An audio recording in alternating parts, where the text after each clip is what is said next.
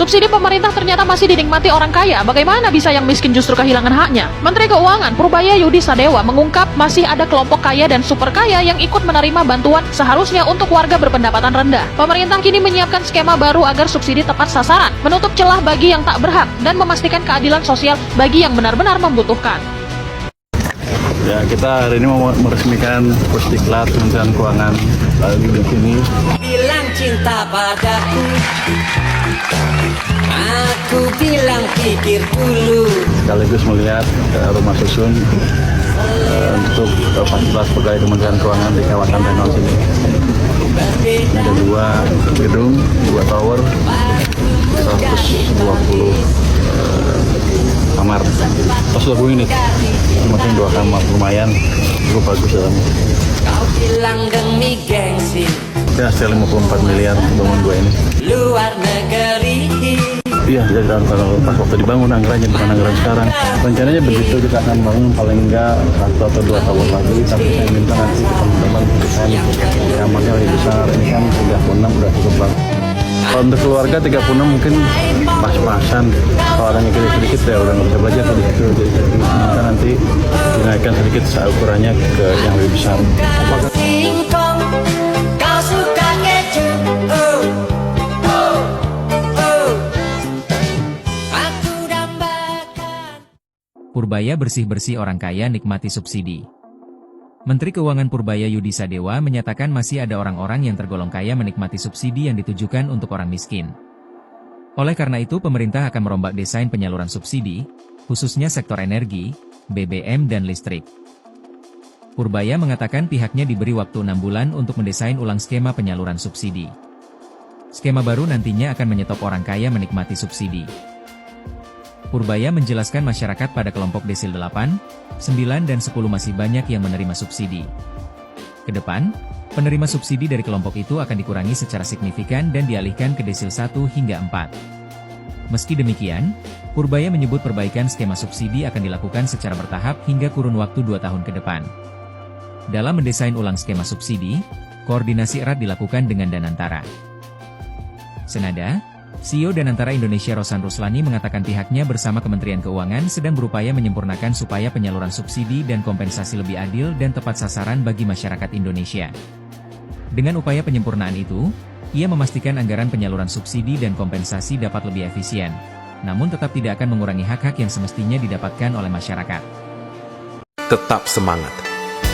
Apapun pekerjaan kita, jangan pernah malu. Sukses tak perlu berdasi. Yang terpenting, selalu bekerja keras.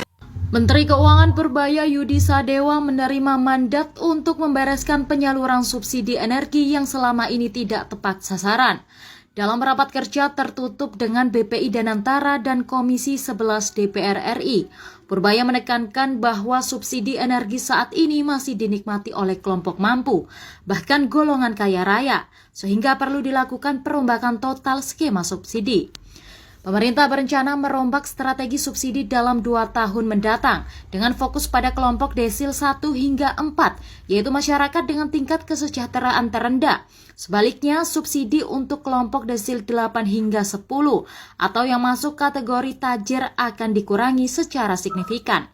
Perbaikan desain subsidi ini membutuhkan orkestrasi lintas kementerian dan lembaga, termasuk BUMN melalui Danantara, untuk memastikan subsidi tepat sasaran dan meningkatkan aktivitas ekonomi rakyat. Setelah Menkeu Purbaya dapat ultimatum dari Presiden Prabowo untuk memperbaiki kinerja Bea Cukai dalam waktu 1 tahun. Jika tidak ada perbaikan, ia mengancam akan membekukan institusi tersebut. Dirjen Bea Cukai Djaka Budi Utama merespons bahwa dalam waktu 1 tahun Bea Cukai mampu melakukan perbaikan. Ia menegaskan jika gagal, instansi akan dibekukan, yang berimbas pemecatan dan pemberhentian gaji pegawai.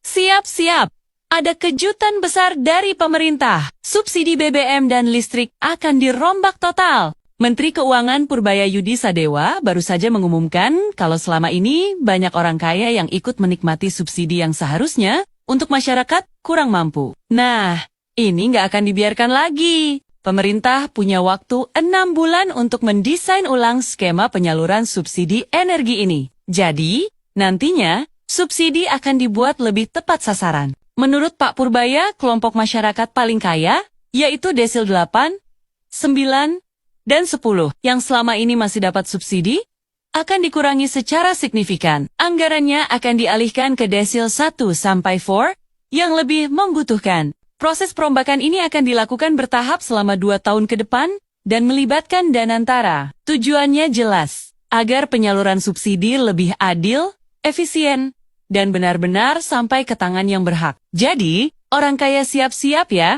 subsidi buat kalian akan di-stop.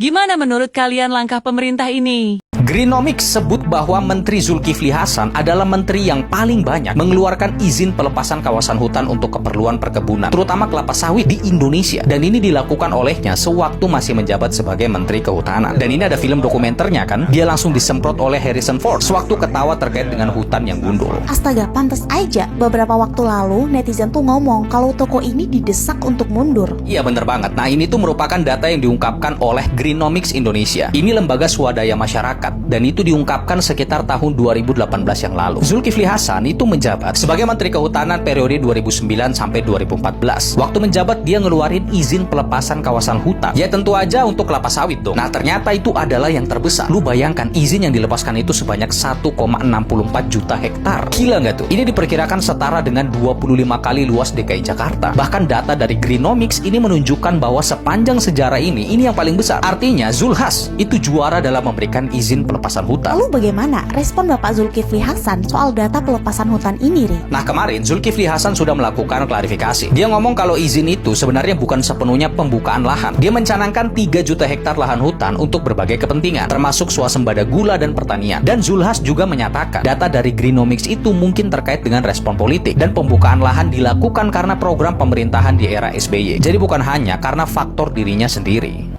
Niatnya mau pencitraan tapi malah dihujat satu Indonesia. Jadi gini, Zulkifli Hasan tiba-tiba memikul sekarung beras sendirian saat mengunjungi korban banjir di Sumatera.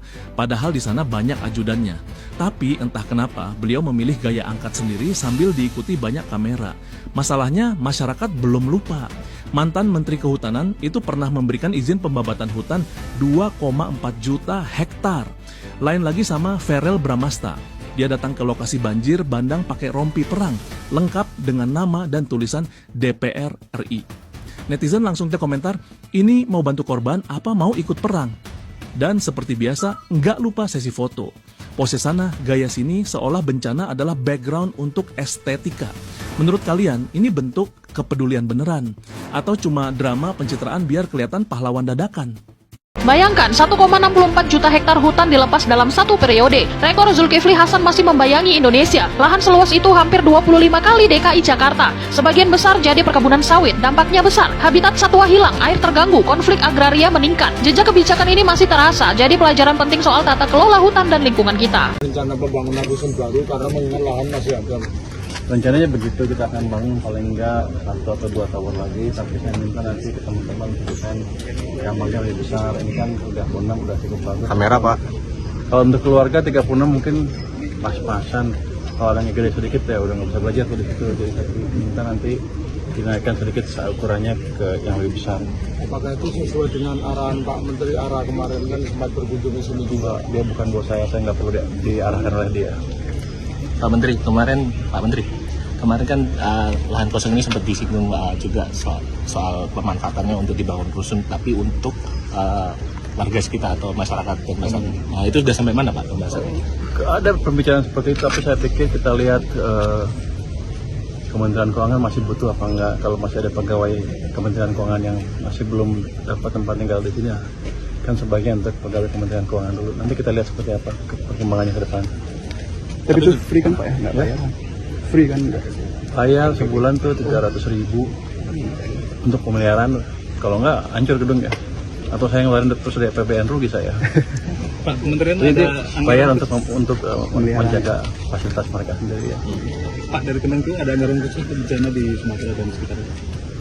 Dari Kemenku nggak ada, tapi kan ada anggaran dari PNPB kan. Kita tunggu permintaan dari PNPB. Kalau nggak salah dari bentuk satgas khusus untuk sana. Nanti kita lihat seperti apa anggaran, tapi sudah disediakan dananya. Menteri Purbaya usulkan untuk menggaji guru setara dengan gaji anggota DPR. Ini langsung menghebohkan publik bagaimana Pak Purbaya benar-benar sangat peduli terhadap nasib para guru, teman-teman. Bahkan pernah disampaikan di dalam salah satu podcast yang membuat dirinya kaget bagaimana seorang guru digaji dengan sangat rendah, padahal mereka adalah tonggak perubahan bangsa. Menteri Keuangan Purbaya merupakan tokoh yang sangat sentral dalam isu gaji PNS, dan kabarnya topik ini memang sensitif banget, memicu perdebatan sengit di publik terutama di media sosial. Bagi Pak Purbaya, mending guru itu digaji setara dengan anggota DPR. Dan kalau memang pengen setara dengan anggota DPR, berarti itu sekitar 40 juta rupiah per bulan. Karena ada ketidakadilan penghasilan antara DPR dan guru serta PNS. Yang mana DPR dianggap sibuk hanya untuk urusan politik, sedangkan guru dan PNS-nya dianggap pihak yang setiap hari berjuang mencerdaskan bangsa dan melayani masyarakat. Teman-teman harus tahu bahwa kenaikan gaji guru tentu saja akan berpotensi menimbulkan perubahan yang signifikan banget pada kemajuan bangsa. Dan ini harus diiringi dengan reformasi sistem pendidikan juga. Tapi sebenarnya memang kenaikan gaji guru itu bukan solusi tunggal ya. Tapi ini diperlukan untuk reformasi pendidikan agar berjalan efektif. Kenaikan gaji guru adalah pondasi utama untuk memajukan kemajuan bangsa melalui pendidikan. Itu langkah awal yang penting banget untuk menarik orang-orang terbaik agar bisa menjadi pengajar yang luar biasa. Kalau pengajarnya luar biasa, otomatis muridnya juga akan berkualitas. Tapi ingat ya, yang terpenting juga membangun dinding atau atap di atas pondasi tersebut melalui sistem yang akuntabilitas, pelatihannya berkelanjutan, dan pembaruan kurikulum. Ahok ingatkan Menteri Keuangan Republik Indonesia, Bapak Purbaya Yudi Sadewa. Kata Ahok, orang nggak punya, nggak bakal menang melawan orang kaya, dan orang kaya nggak bakal menang melawan pejabat. Menteri Keuangan Republik Indonesia, Bapak Purbaya Yudi Sadewa, menjawab dengan tegas, "Tidak apa-apa, Pak. Saya rela kalah demi membela rakyat kecil dan membela kebenaran. Dan saya yakin, semua rakyat Indonesia akan dukung saya." Saya mohon kepada para elit, tolong stop dulu beragam dinamika politiknya, beragam atraksi-atraksi politik-politiknya.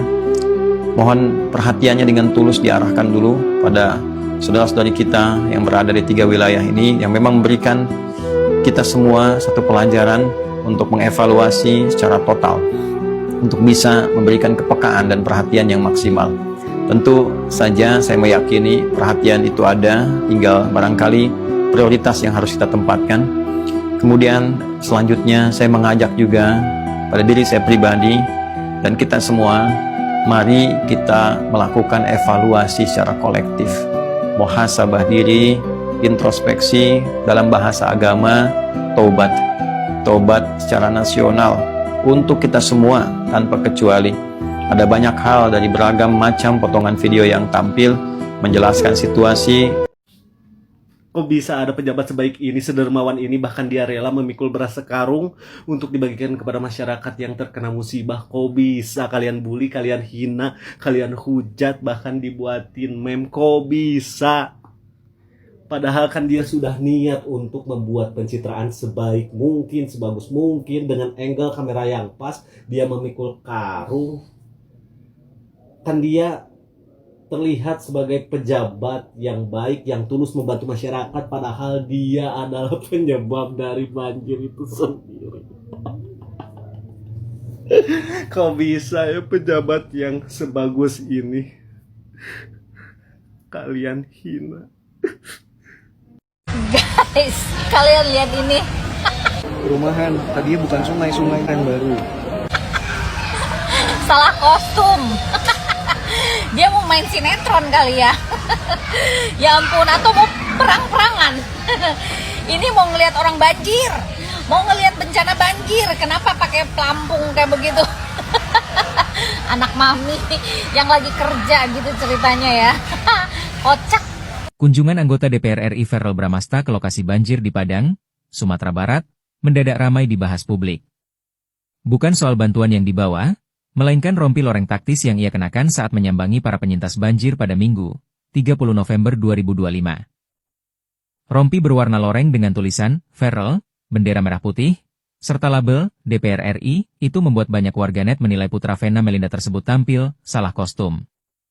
Salah satu komentar paling keras datang dari psikolog klinis sekaligus figur publik, Lita Gading. Melalui unggahan di akun Lita Gading, ia terang-terangan mengkritik penampilan Verrel. Lita bahkan menyebut rompi yang dikenakan Verrel membuatnya terlihat seperti sedang syuting sinetron atau hendak perang-perangan. Unggahan itu langsung mengundang reaksi luas di media sosial. Banyak yang setuju, tak sedikit pula yang membela Verrel. Ramai kritik membuat Farrell akhirnya buka suara. Ia menegaskan rompi yang dipakainya bukan rompi anti peluru, melainkan tactical vest yang umum dipakai dalam kegiatan lapangan. Selasa, 2 Desember 2025. Farrell menjelaskan bahwa rompi itu merupakan pemberian temannya di TNI Angkatan Laut dan ia gunakan semata-mata untuk memudahkan mobilitas saat menyalurkan bantuan. Menurutnya, rompi tersebut tidak memiliki plat balistik dan hanya berfungsi sebagai kantong multifungsi untuk membawa berbagai kebutuhan lapangan. Farrell berharap klarifikasi ini dapat meluruskan kesalahpahaman publik.